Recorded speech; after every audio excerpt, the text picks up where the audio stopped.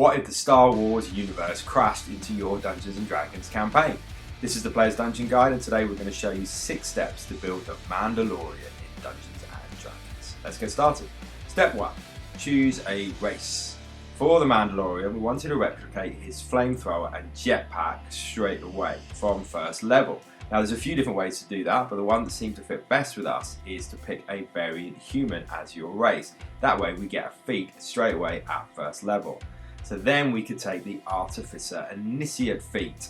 That gives us a +1 to intelligence and allows us to grab a cantrip and a first level spell from the Artificer's spell list. So we can take Firebolt from Mando's flamethrower and the jump spell, which kind of mimics his jetpack. Step 2, pick a background. We went for the Wild Spacer background. It's a Spelljammer background, but it fits perfectly for Mando. It's this idea that you grew up in wild space in far-flung parts of the galaxy. What's great about this, as well as the flavour for the background, is it also gives you the tough feat for free, so it boosts your hit points straight away, which again, great for Mando and the way we want to use this character. Step 3, class. Mando is a fighter, pure and simple. The question is, what kind of fighter should he be? Now, go with us on this one, but we took the Samurai subclass. This is to reflect Mando's devotion to the way of the Mandalorian lore.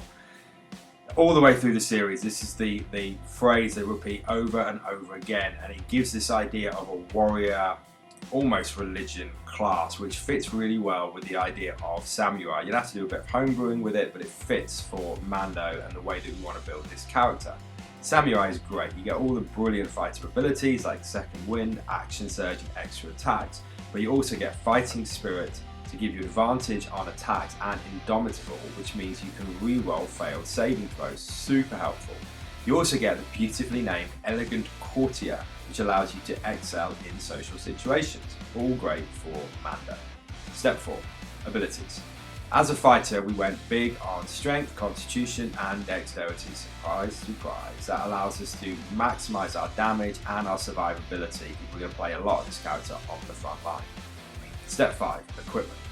As is appropriate for Mando, we got the heaviest armor possible to mimic his Beskar. And at any opportunity with this character, we want to beef up his armor. For hand-to-hand combat, we took a spear to mimic Mando's Beskar spear, although we would love our DM to homebrew us a dark saber, however that would work in D&D. For range, we went for crossbow, again fits with Mando. Step 6, feats. We get loads of feats with this build. We got one to start with, variant human and tough for the wild spacer. We also get more feat or ability options at 4, 6 and 8 levels, so loads of fun.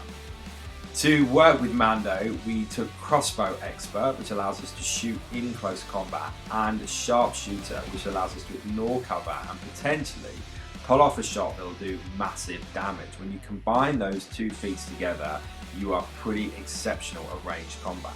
Then we took an ability boost to lift up our strength and dexterity. And that's a wrap. That's how we built the Mandalorian in Dungeons & Dragons. But how would you do it? Leave your suggestions in the comments below and we'll give a shout out to the best option.